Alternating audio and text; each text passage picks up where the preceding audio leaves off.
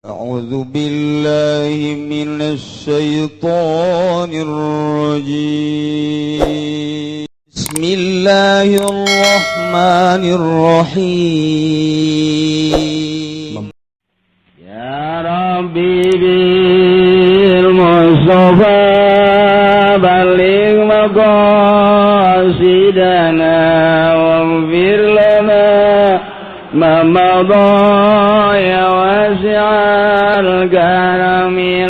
Rakaatani minal lail, 2 rakaat bae salat dilaksanakeun ti peuting khairun, leuwih bagus tibatan nu disorot ku panon poe dunia. Berarti 2 rakaat urang salat ti peuting leuwih bagus tibatan dunia nu kasorot ku panon poe kan dunia. Bayangkeun ku urang dunia nu sakieu kurang dimumulena bandingkeun jeung salat 2 rakaat tengah peuting masih bagusan 2 rakaat. Masih kena teu kabita kena di bejaan. Nah, berarti kan hebat jasa tah salat ti peuting. Haju saat-saat urang poek urang hudang. Eta teh maknana naon? Bakal caang di jero kuburan.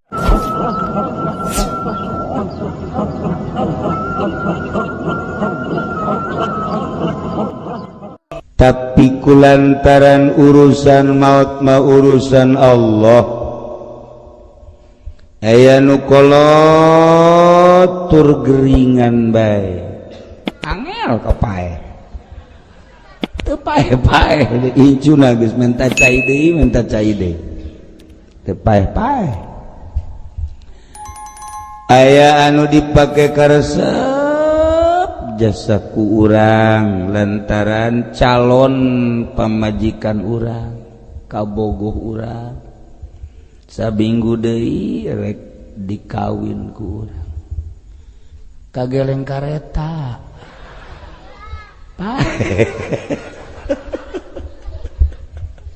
maot. Nah ieu urusan maut. Rarasaan urang-urang ge lila keneh jasa ka maot.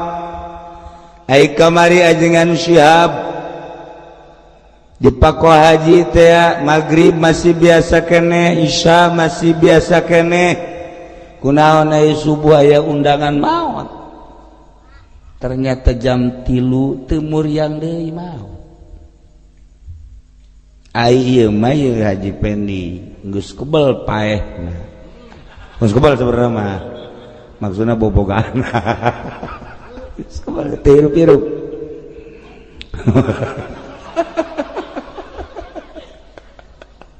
Geus obatan lah mah. Haji jelemana hirup keneh. Nah iyalah masalah maut. Jadi maut eta ninggalkeun dunia nusa terus-terusna. Nu bagus nama urang memeh maut kuari geus bisa ninggalkeun dunia. Memeh nyawa urang keluar urang geus bisa paeh ti heula. Cak Kangjeng Nabi mutu qobla anta mutu. Paraeh heula maraneh geurage memeh maneh paeh. Jadi orang titah bunuh diri. Mulai tas ngaji ti dieu marawa peso. Urang gorok maneh bunuh diri. Cak Kangjeng Nabi mutu qobla anta mutu. Paraeh maraneh memeh maneh paeh. Horenganan lain titah maehan diri, lain titah urang cara bom bunuh diri lain cara PKI lain, komunis lain. Horenganan memeh urang maut jadunya mah bakal ditinggalkeun paehan heula kahayang urang terhadap dunia. Abeh begitu urang maut geus eueuh beung berat. Urang kieu betah mulai malakal maut datang rek maut. Assalamualaikum Haji Pendi. cek malakal maut. Salam saya. Iya abdi malakal maut. Hah? Malakal maut. Dek naon? Iya tugas pula dek nyabut nyawa. Sembarangan bang. Cek malakal maut pan sembarangan. Ulah kak, kaji pendi. Cek malakal maut emang berat kanaon nu mantak ulah waka. Kredit ya tangges. Loba jasa. Loba jasa. Ketika malakal maut datang ke urang teu siap lantaran loba jasa karesep di jero hate. Resep kana motor ngahalangan kana ngeunahna sakaratul maut. Resep kana mobil ngahalangan kana cepetna sakaratul maut. Resep ka jahe mah kumaha tah mah? Oh angel jasa angel anu molotot be. Molotot batas simeuteun. Angel udah pae. Tah, ieu nu batak jak Kanjeng Nabi mutu qabla anta mutu.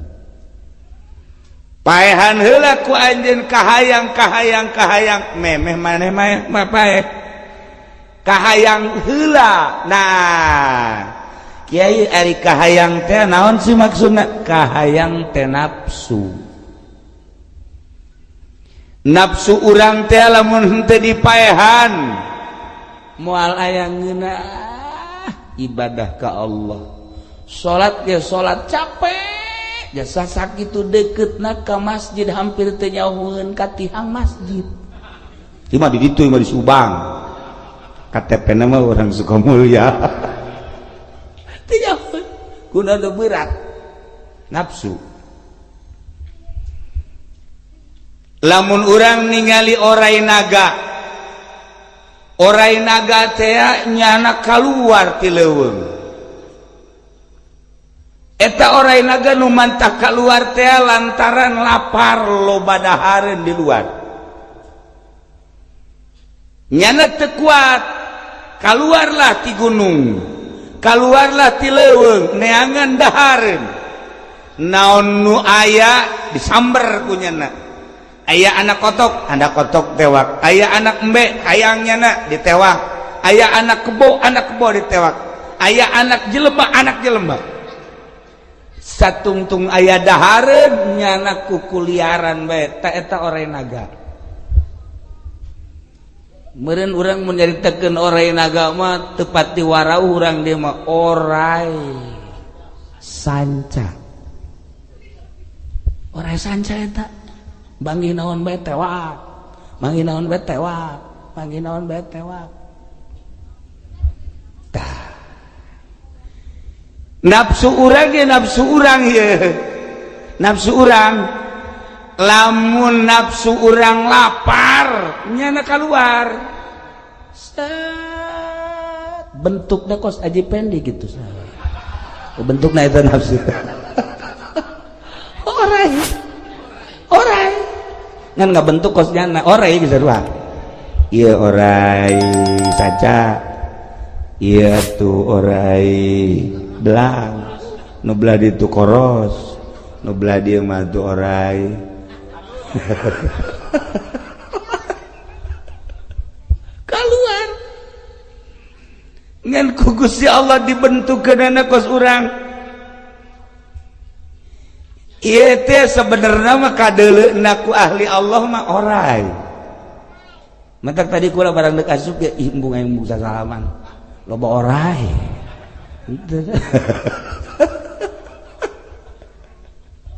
kumaha eta orai teh keluar lantaran di dia aya cau.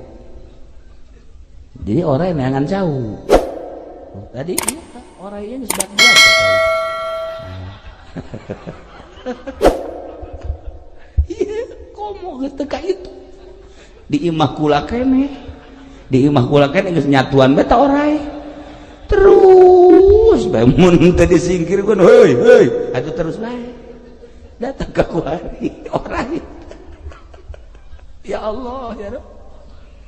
Tuh. Nyana menganggap normal we kos gitu teh. Tah ieu orai. Naon anu bikahayang ku orai direncanakeun. Bahkan orai mah sakadar hehewanan. Tapi nafsu urang mah neuleuh sapeda hayang, mulai dipikir, diusahakeun. Neuleuh motor hayang, dipikir, diusahakeun. Neuleuh mobil hayang, dipikir, diusahakeun. Bahkan neuleuh jabatan hayang, pikir, diusahakeun. Bahkan kamuliaan jeung keagungan, pikir, diusahakeun. Neuleuh urang Karawang, gede susun hayang deui. Ya Allah. Ieu surah suara. Tah. Orai mah orai sakadar dadahareun hewan, tapi kan bentuk kos kieu mah. Ieu mah leuwih ti orai.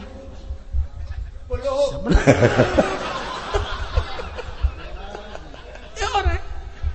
Masya Allah karim.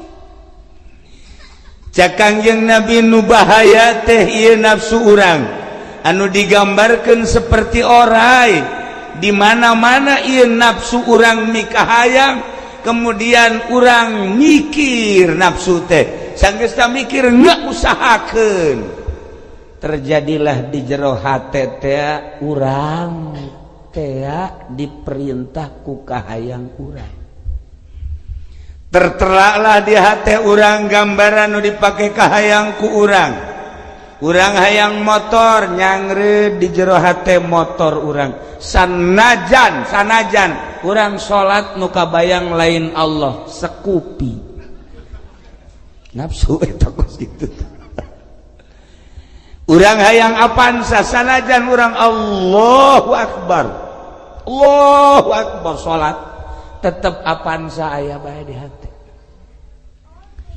Bahkan urang hayang kawin deui jeung nu ngora duit aya urangna atuh gagah mulai usolli sunnatat tahajjudi lijahe Allah. Dia tadi geus lain deui. Wiridan lagi wiridan geus lain wiridan shalawat. Wiridan lagi nu kadange ku celikula bangsa orai kos kieu ya ghaniyu ya ghaniyu ya ghaniyu agnini agnini agnini ya ghaniyu agnini ya ghaniyu agnini bihalalika an haramika ya ghaniyu ya ghaniyu ya ghaniyu ya ghaniyu ya ghaniyu. Eta angin wiridan teh angin wiridan kan ka dieu tah kadenge naku bangsa orai deui mah pajar sholawat pajar wiridan kadenge mah bagus-bagus amat tata wiridan sholawat naria sholawat munjiat doa-doa ti Kangjeng Nabi ternyata horegadan kaambeuna ku malaikat mah ketika aya bacaan-bacaan anu lain lillah eta teh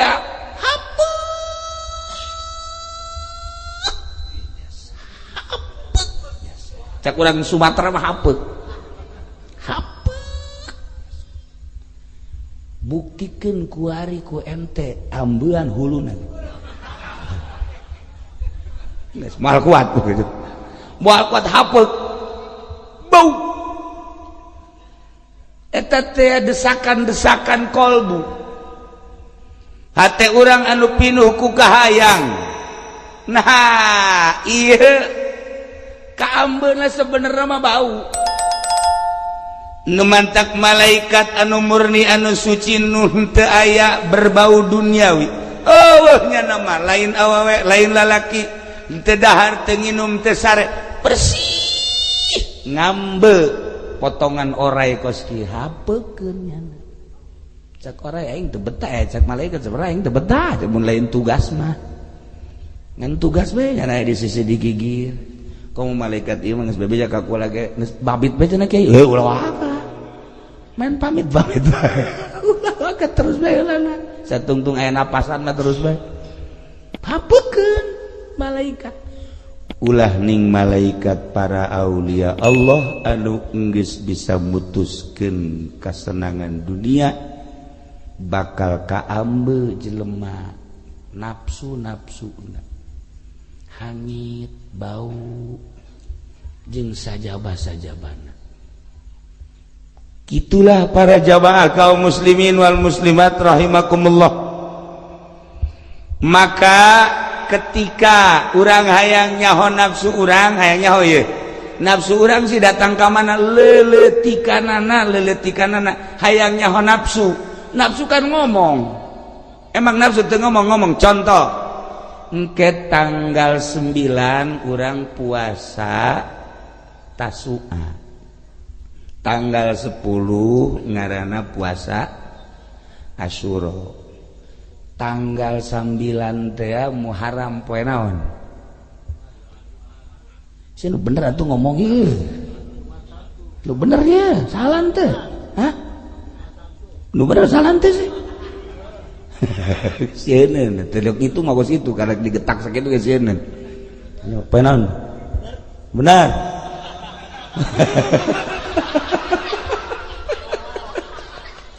Boga anak buah ayo mah teu lempeng kabeh.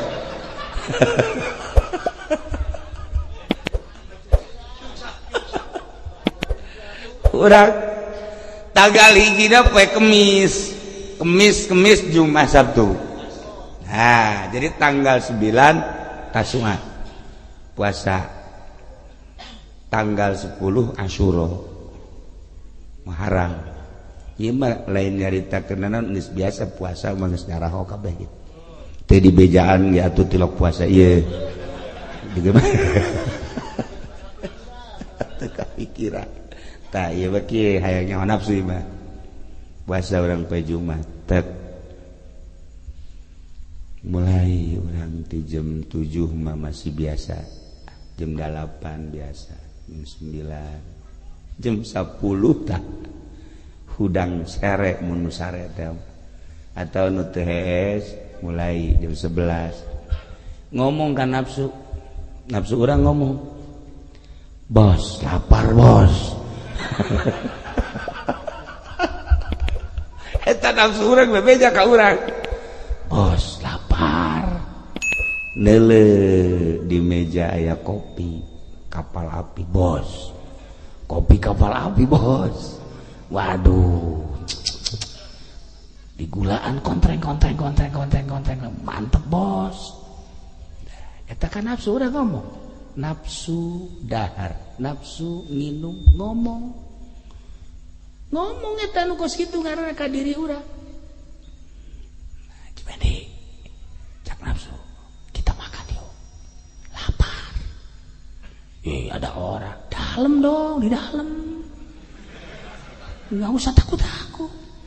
Aduh, kan ada cucu, malu sama cucu. Kunci. Oh, cek aja Fendi, iya juga ya. Iyalah. Kalau kakek-kakek harus pinter dong. Jangan sampai kelihatan anak, kelihatan cucu. Udah kita aja. Kan enak itu jengkol masih ada. Wih, sambal masih ada. Udah ntar ngerokoknya di kamar aja udah beres baru keluar lagi kan nggak tahu orang. Udah mantep dah. Boleh juga ya. Nah iyalah. Iya ya oke dah. Oke bawain. Masukin ke kantong atuh. Kantong terus bawa ke kamar. Masukin kantong. Masuk ke kamar. Trek. Nah. Ini mantep nih baru kerjaan bagus yang begini nih.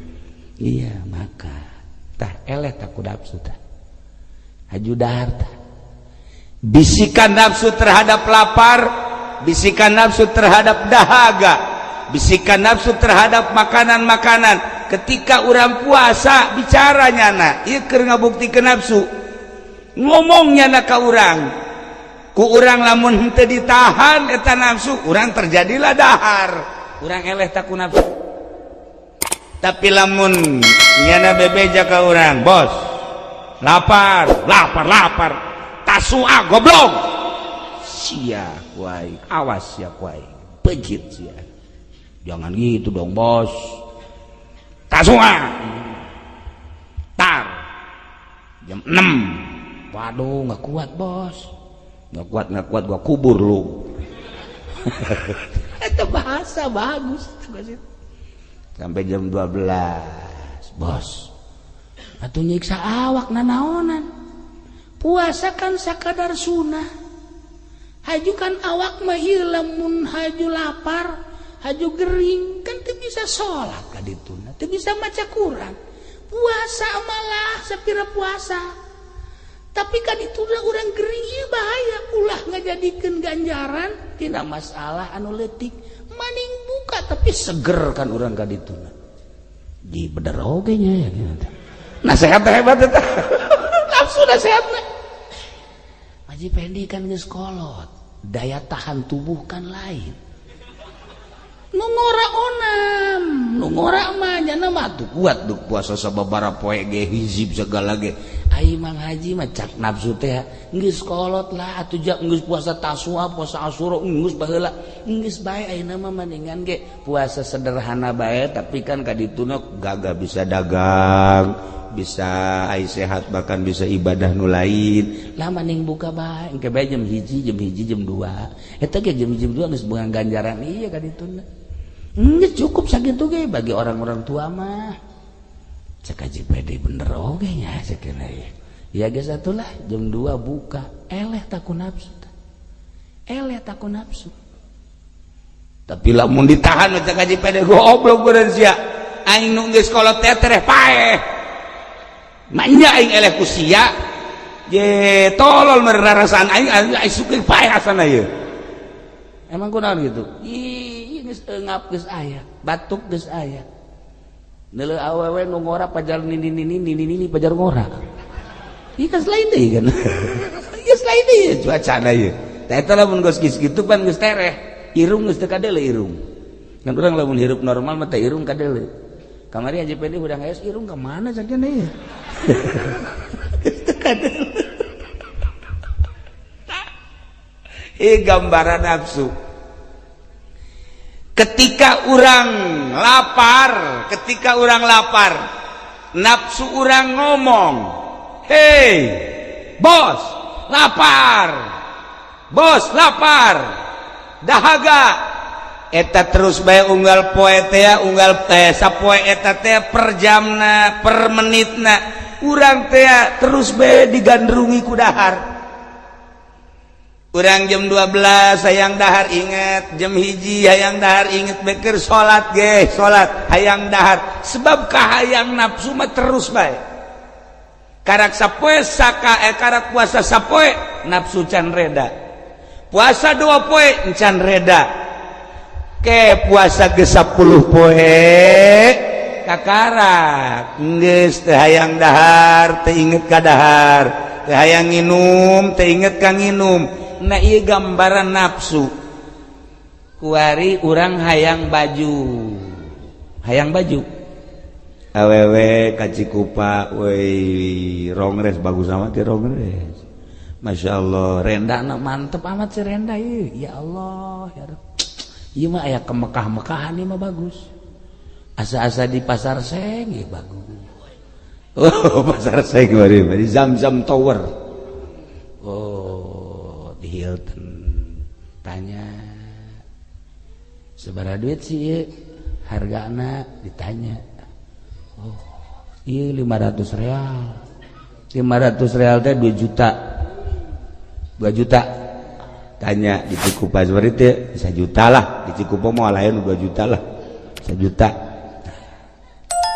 langsung lantaran encan kabeli nafsu encan cager datang ka imah ge beta awewe hayang boga duit 1 juta kumaha nya ieu eng meuli baju hideung bagus rendana ge bagus salat zuhur heula usolli fardhu zuhri 4 rakaatin li baju hideung Allah baju hideung aya bae baju hideung datang ka asar baju hideung aya bae datang ke maghrib baju hideung aya bae datang ke peuting baju hideung aya bae. Nah ieu nafsu teh kababawa bae. Ieu keur carita dahar, ieu keur carita pakaian, kercarita kendaraan nailah nuku Kangjeng Nabi dicaritakeun mutu qoblaan ta mutu paehan tak kahayang memeh urang paeh asli satungtung urang teu bisa maehan eta urang moal aya kangeunahan berhadapan jeung Allah kahalanganlah ku eta.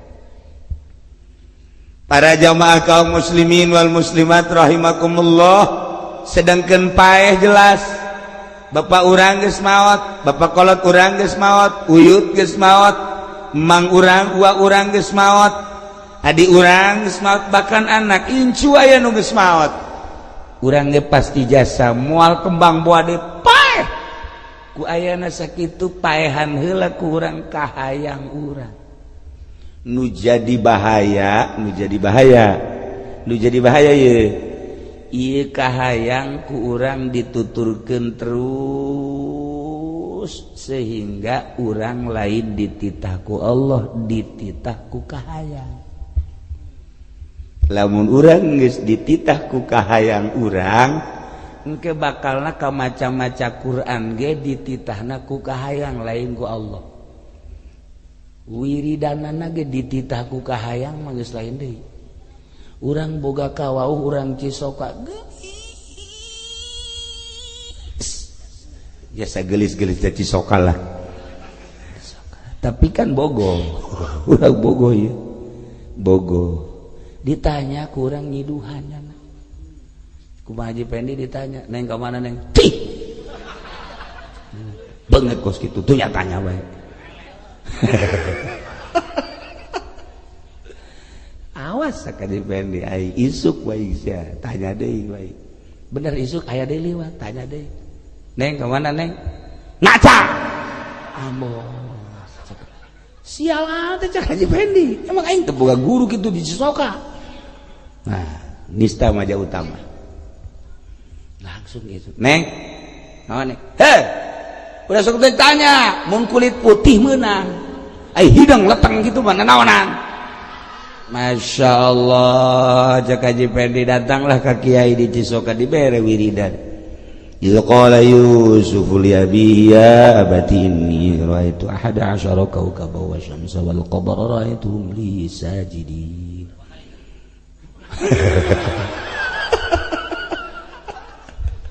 Ulah sok aya sababaraha kali. Contoh doang ieu mah geus mah praktek deui. Ieu mah cerita eta kan Al-Qur'an. Dibaca wahyu eta Al-Qur'an. Tapi kulantaran desakan kahayang geus lain diparentah ku Allah eta maca Qur'anna kos kitu teh desakan kahayang berarti nafsu lain diparentah ku Allah bakal ka neraka. Sanajan maca Qur'an maca sholawat supaya karung laku. Allahumma sholli sholatan kamilatan wa sallim salaman taman. Karung laku. Allahumma sholli sholatan kamilatan wa sallim. Eta kadenge nama sholawat. Padahal mah lain atas perintah Kangjeng Nabi, lain atas perintah Allah, atas perintah kahayang, yakni nafsu. Tah eta teh maca sholawatna doraka. Nemantak kukula diajak bae di ulah supaya ka neraka sebenarnya mah. Endeup teh ka neraka bae. Ngolosot bae ngolosot dasar orekoros berarti.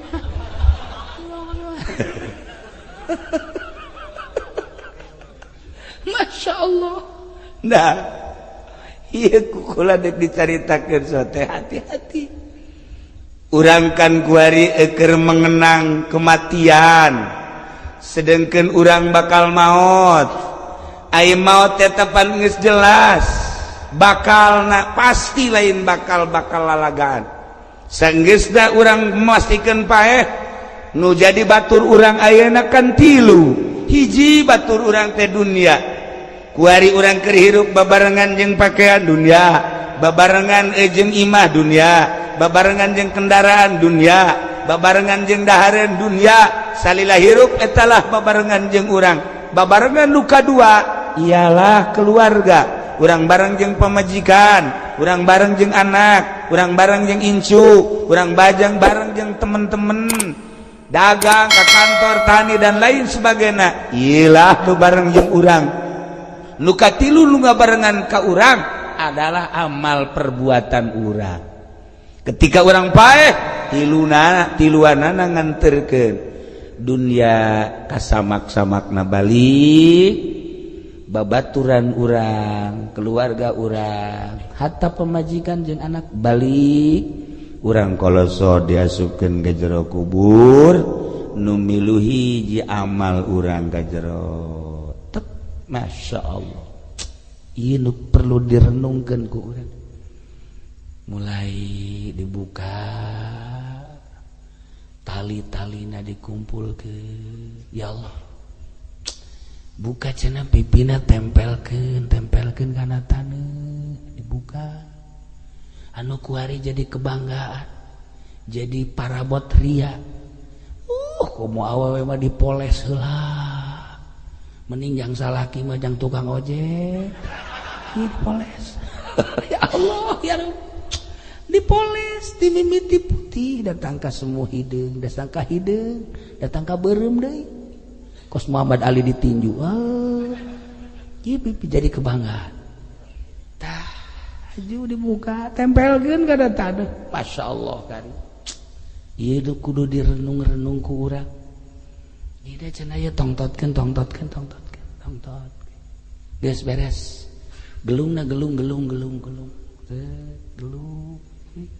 bacaan inna anzalna gelungna bacaan inna anzalna anu kamari awak urang lantaran urang mah pejabat teu meunang salah kasur ge kudu spring bed bae teu meunang salah selimut kudu nu emas anu kamari ieu lantaran urang bos kasurna AC-na ge kudu meta anu luar biasa lantaran kamari ieu urang hirup teh dimumule ku batur embung urang hirup ngagoletak sare teh tetep kudu make ampar anu bagus permadani dan lain sebagainya kuari mah eueuh saha eta gubernur teu kudu make ampar eta bupati sarua bae eta camat teh komo eta cenah Haji Pendi mah keur ngorana ge teh ieu geus paningan gebrus eueuh amparan eueuh naon ya Allah ya Rabb nu kamari urang kudu make ampar kuari mah eueuh ampar nu kamari anggelna ge masyaallah kuari hanya sebuah gelung ieu nu kudu dipikiran ku urang aju mulai tah ditatabanan terkadengekan ku urang lantaran roh urang aya di dinya kotrak ngajerit kan urang ngajerit beres geus cenah geus ieu kurang saeutik ieu kurang ieu golokna mana golok kadenge ku urang golok ieu saeutik ieu teh jang taneuh tah tek beres samak urang ditinggalkeun di jero nu panggeulana nu kolot ti bang nu bakal ditinggalkeun nya sae kolot mah tereh moal kebal deui doakeun ieu nu kolot di subatareh amin nu kolot subatareh amin tah ayo korlak ditincakan salakina maot anak nincakan pemajikan anak cerik dan sakada di luar pemajikan maot salaki nincakan bosna paeh anak buahna nincakan anu teu kawawa guru anu dianggap mulia guru anu dianggap agung ketika maot muridna anu nincakan masyaallah kari bayangkeun ku hate urang ku pikiran urang ditincakan teu saha selesai balik urang ditalkinan la ilaha illallah wahdahu la syarikalah lahul mulku wa lahul hamdu wa yumiitu wa huwa hayyun daimun la yamutu bi yadihil khair wa huwa ala kulli syai'in qadir kullu nafsin dha'iqatul maut wa innama tuwaffawna ujurakum yawmal qiyamah wa man zuhziha 'anil nar wa udkhilal jannata faqad faz wa mal hayatud dunya illa mata'ul ghurur.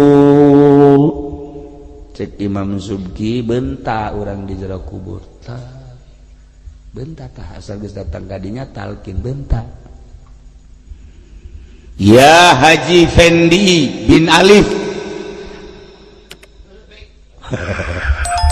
langsung ngan Udhkuril ahda alladzi kharajta alaihi min dari dunya ila daril akhirah. Langsung nyekel dia teh.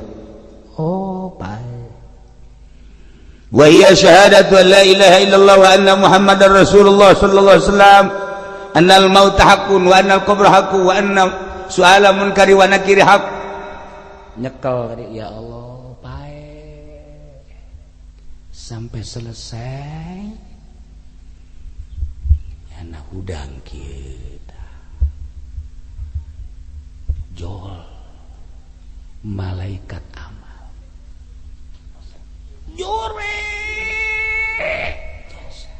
jore jasa hidung matana mulutot celi ngaluarkeun amunisi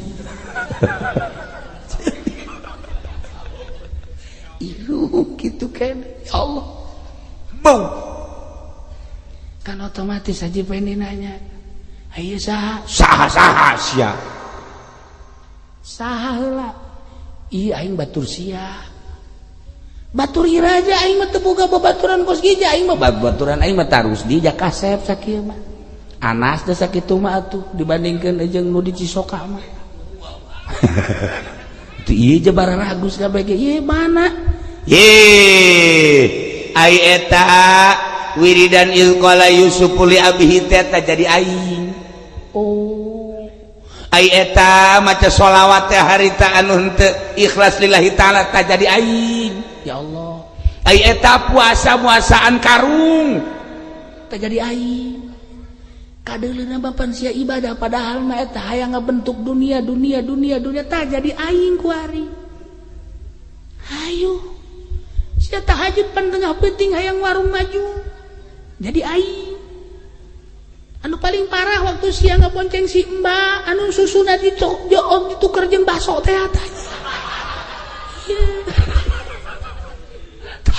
aing jadi kos ieu ye jak aja beda tuh kaditu moal ieu aing mah ti mimiti ayeuna deuk milu bae jeung sia kaditu terus aing mah ti mimiti ayeuna terus deuk milu datang kairat terus saya padet milu kas gedeng deui bakal aya malaikat munkar nakir disiksa sia tanggung jawab aing coba engke aing milu terus datang ke mahsyar datang ditimbang amal nyebrang di jembatan Siratal Mustaqim aing milu terus ih cak aja pede atuh aing isin hendak isin henteu bukan milu aing ieu nu kudu direnungkeun ku urang nu kudu dibayangkeun ku urang supaya salat urang bener-bener lillah supaya puasa orang benar-benar lillah supaya usaha orang benar-benar lillah supaya ngaji orang benar-benar lillah lantaran lamun lain lillahi ta'ala terjadi amal wa ma umiru illa liya'budullah mukhlishina lahud din mukhlishina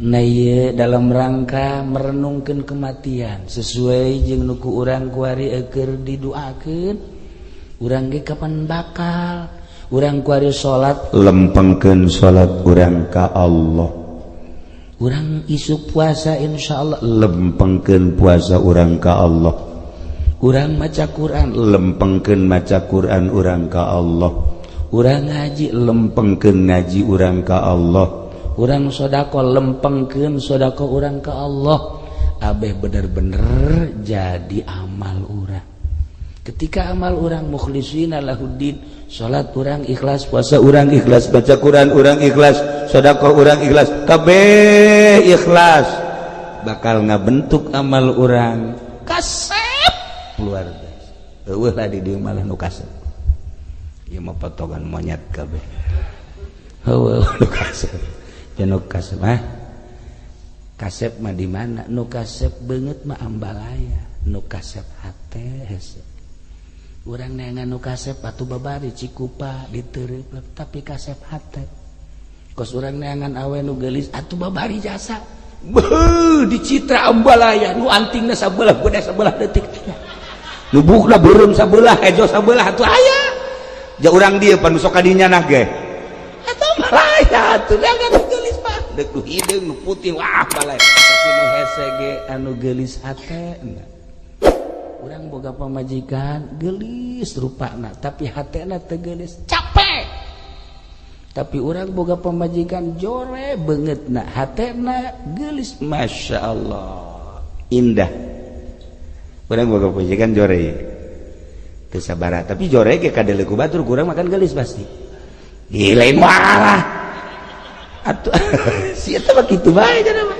asal orang daek berarti bogo gelis cek urang relatif kan gelis cek babaturan orang teh ente pamajikan ente kan gitu amat gitu ge rupana hatena gelis coba buktikan hayu begitunya na ka masjid di isuk datang ka maghrib pamajikan teu nanya-nanya sugan ka haji di mana ka haji teu sadaek nanyana sebab bersih hatena sebab lamunnya na usil atuh bisa ditinggalkeun kan gara-gara ge jore tah ieu geura malama kak tetangga maot teu tahlil ka ditu tahlil aya pengajian ka ditu kak kakak ieu geus pokona mah kakak mah geus ka ditu bae kula mah geus pokona imah bae geus insyaallah ngadoakeun geus bola hayang aya naon hase bersih mah nah urang ninggalkeun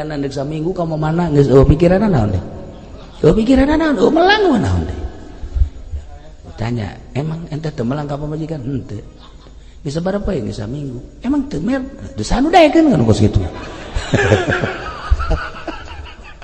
urang da tenang pamajikan bebas geunah eta geulis hate coba urang boga pamajikan geulis urang ninggalkeun ka karang sapedeng aya saha di imahnya waduh asana cocodot ya bahaya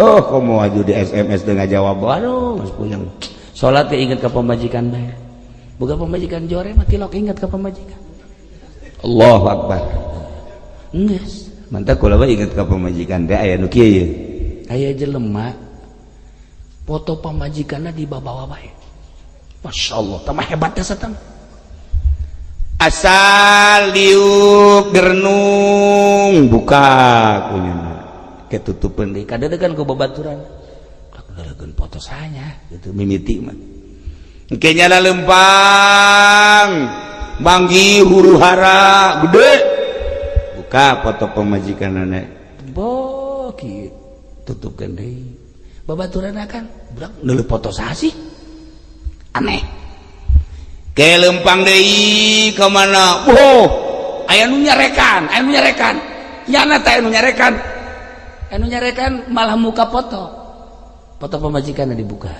tanya ku bapak hebat foto sa pemajikan hebat amat beureun geulis jasa sia tenang bae sih asana aing mah neuleus sia di kantor asal keur naon-naon neuleus pemajikan dilempakeun lempang mun keur rareueun neuleus foto pemajikan kamari anu nyarekan neuleus pamajikan masih mah gelis jasa meureun tah ieu buktina jakos kieu bae aing mah nu mantak ieu foto pamajikan teh dideuleu deui aing asal neuleus foto pamajikan we ringan beban aing pan bisa ringan lantaran bualakna tanding jadi aing mah neuleus mohon bae problem-problem asal dibandingkeun jeung pamajikan leutik jak janajan mata aing kamari dicarekan ke ku jelema bandingkeun jeung panyarekan pamajikan aing wah nanaonna tenang aing tah eta pamajikan teh lamun galak kos kitu tereh sugih urang ieu suka mulia aya tereh sugih coba ge urang lamun boga pamajikan cara cici angel ka sugih oh pemajikan galak mah urang tak subuh hees didepak wah subuh hees eleh ku kotok atuh aduh salah geus kieu bae mulai gojek aing lah cek deui tah eta hebat dah datang itu jam 10 pemajikan geus kieu bae jam 10 geus datang can wayah datang batur ge nu ka kantor ka can wayah datang ini teh pemajikan pohara ya pemajikan iya mah lamun pemajikan galak dua mun teu sugih kolok sun urang inget ka abah almarhum aya santri datang waalaikumsalam saya geus kawin geus bah mana pemajikan saya itu Mas bagus, alhamdulillah ku abah didoakeun. Ieu mah kula nu mantap pemajikan kula dibawa ka dieu, ieu kula rek bebeja ka abah minta doana. Doakeun ku abah. Lain kitu bagala. Tek santri tak ka abah bebeja. Sia kunaon bebeja ka abah galak eta teh anugerah cak abah teh. Anugerah ieu pokona lamun boga pemajikan galak sugih geus sia. Lamun sia boga pemajikan teu galak sia miskin kajen kumaha. Ku abah didoakeun bagus sia hadena ge boga pemajikan galak sia. Oh, menang datang di 5 tahun bebeja deui ka abah. Alhamdulillah bah kula sugih bener bah. Ngan kitu ge teu boga awak kula bah. Hai sugih mah sugih motor boga warung gede dan teu boga daging bah. Kajen geus penting mah sugih becak apa. Lah iyalah para jamaah kaum muslimin wal muslimat rahimakumullah, renungan dalam rangka matang puluh ieu lantaran ieu urang ge sarua bakal maot sedangkan nu kabawa ka kuburan hanya amal sing hade dalam rangka ngalaksanakeun amal perbuatan ibadah urang geus puguh nu lain ibadah bakal nganiaya di jero kuburan terus datang ke akhirat anu berbentuk ibadah ge lamun teu ikhlas sakumaha tadi dorongan-dorongan kahayang lain atas perintah Allah, dorongan-dorongan nafsu lain atas perintah Allah, ieu ge henteu jadi amal. Nah kiai kumaha supaya orang bisa supaya lempeng ibadah ka Allah kudu nganyahokeun diri urang. Di awak urang aya 4 lapis. Lapisan kahiji sodru disebut dada. Lamun imah mah ieu adalah pelataran. Lamun pelataran kan diharapna kekembangan aya, kotok ge aya, kadang soang ge aya di dada. Orai ge aya orai. Nomor kedua di jero dada aya kolbu. Kolbu teh aya kolbul jismani ngaranna jantung. Ieulah seluruh aliran-aliran darah bakal mengalir di jantung. Ketika sehat jantungna sehatlah awakna. Ketika gering jantungna geringlah awakna. Tapi aya deui kolbu teh kolbul batin nur ilahi. Di dieu aya di jero kolbu. Di jero kolbu nu jerona deui aya fuad ngaranna. Eta di jero kolbu teh aya fuad secara maknawi ieu geus leuwih jero.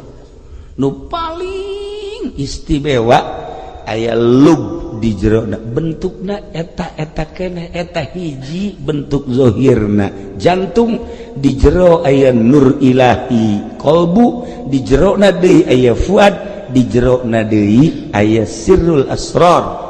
Urang teh ieu kuari jadi jelema ieu. Urang lolobana ngan sakadar datang ka dada doang ieu. Ngan datang ka dieu doang ibadah ieu. Nah lamun ngan datang ka dieu doang wayahna kudu lobakeun ngaji. Wayahna loba hudang ti peti. Hudang beh hudang ulah ka kumaha insyaallah. Urang asal jam 2 hudang. Ih jampena ieu mah. Supaya kabawa paeh pan urang bakal paraeh. Urang asal jam 2 behudang ulah waka ibadah ulah kieu ngarokok lah ngarokok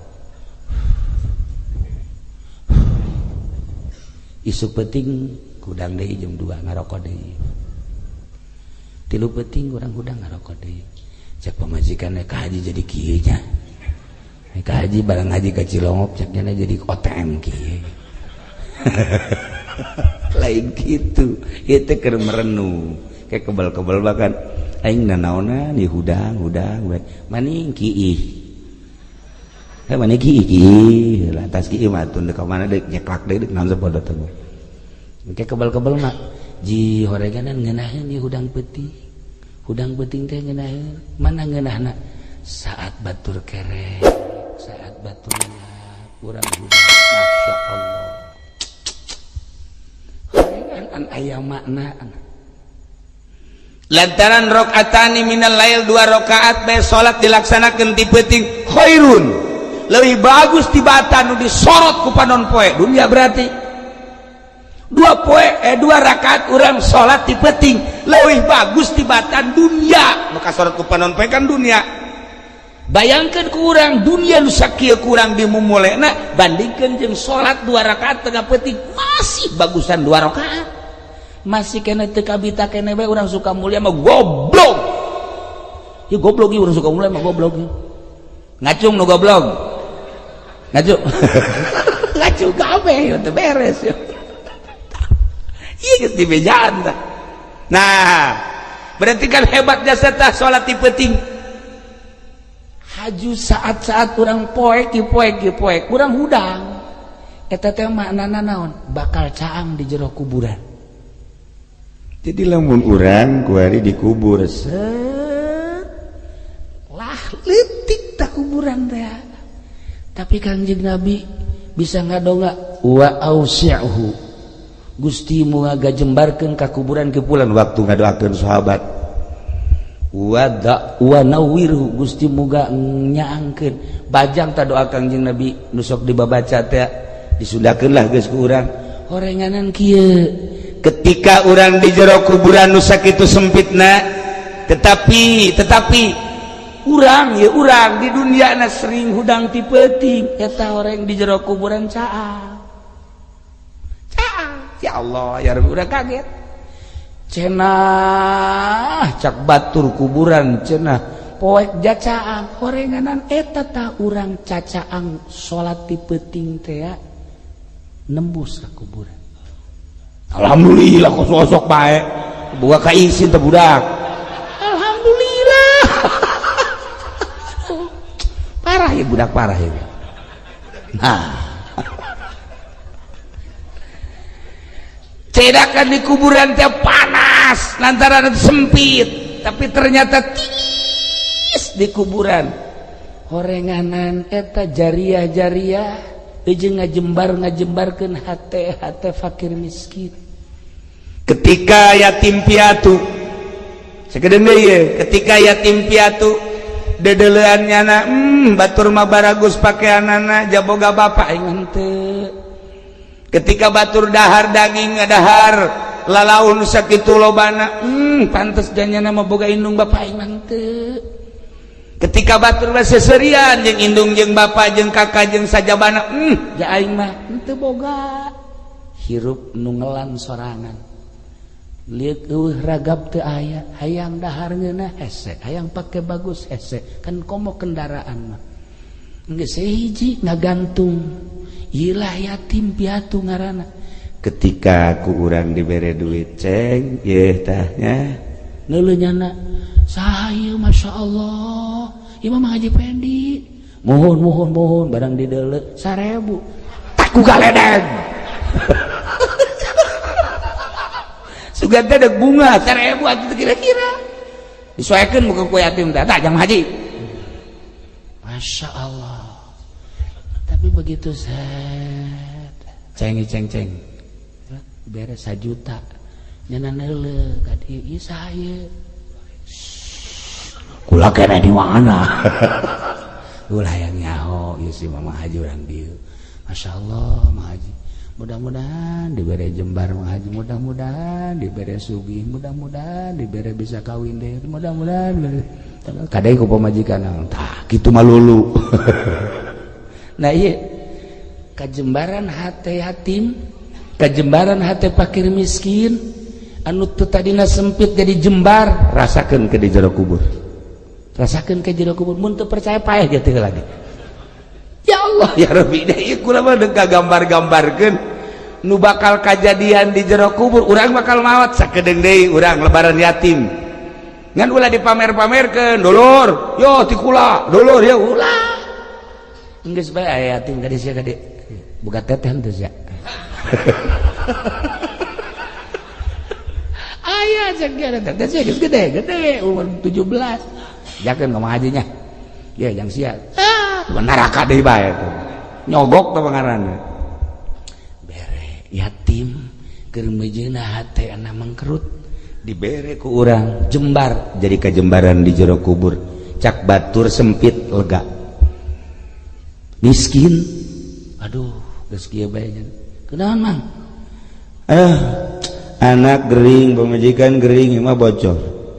Dahar teu boga beas. Nah, ku karera. Ye. Lah kitu mah. Aing ge cenah wararese jasa dagang teu maju-maju barang presiden ieu jadi kos kieu cek nya. Atuh kudu nyalakeun presiden. Atuh biasa bae sih Mang. Iya, geus ulah ngomong mah jadi aral gitu mah. Ya, tak 5 juta.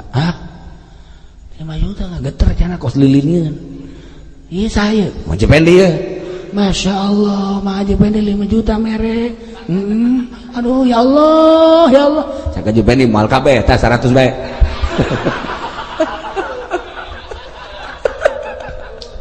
Pengkhianat pantes potongan cekna kos kieu. Geus tek paeh ti heula cek wah sebenarnya ampak-ampakan mu kono. Nah, ini mah kos gitu, ka masjid ge kos gitu nya mah. Ka masjid ge pernah 100.000. Tah, wah. Dicokot kembali 90. Geus adab jasa sempit pasti kuburannya sempit. Sempit atuh jadi DKM ge jadi sempit pikiranna. Anu bagus mah tah. Ye, mah haji 100. Tah 500 gen jembar. Lega kuburan. Begitu diberes 100.000 tah ada KM kembalian sempit deh kan sempit dijamin sempit lah kuburan.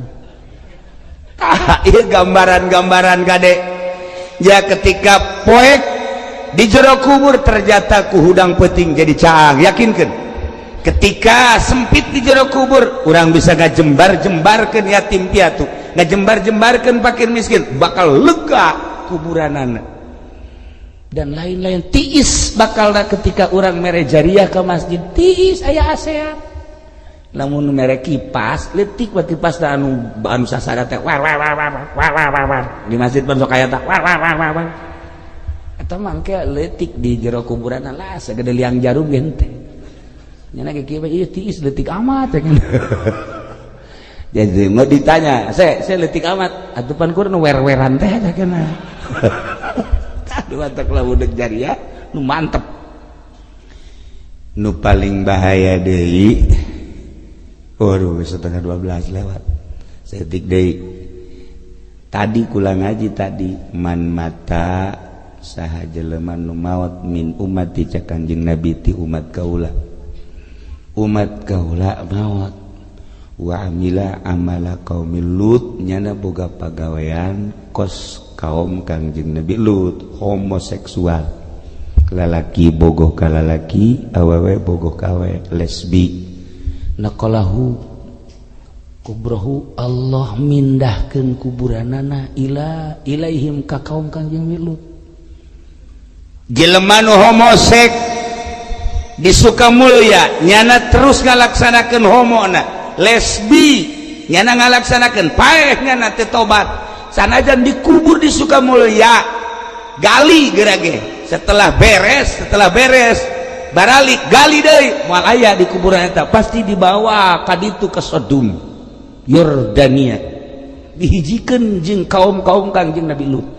Masya Allah dihijikeun paeh di Cikupa hijikeun ka ditu abeh kumaha engke yusyaru yaumal qiyamah ma'hum bakal digiringkeun bareng di poe kiamat jeung kaum Kangjeng Nabi Lut ngahiji bae ka ditu eta sebagai gambaran anu homoseksual anu lesbi bakal dihijikeun jeung grup-grupna sarua urang kuari anu soleh cinta dunia anu teu pernah ngazakat bakal hijikeun jeung Qarun jelema anu ngagugulung hawa nafsuna kos Firaun bakal hijikeun jeung Firaun lamun urang kuari mencintai aulia Allah bakal dihijikeun jeung para wali Allah urang sering maca sholawat ka Kangjeng Nabi urang bakal dihijikeun jeung Kangjeng Nabi Muhammad sallallahu alaihi wasallam. Tinggal pilih di mana ieu supaya orai-orai ieu pararaeh di jerona jangan lanjut di cerita orai ngan kulantaran waktuna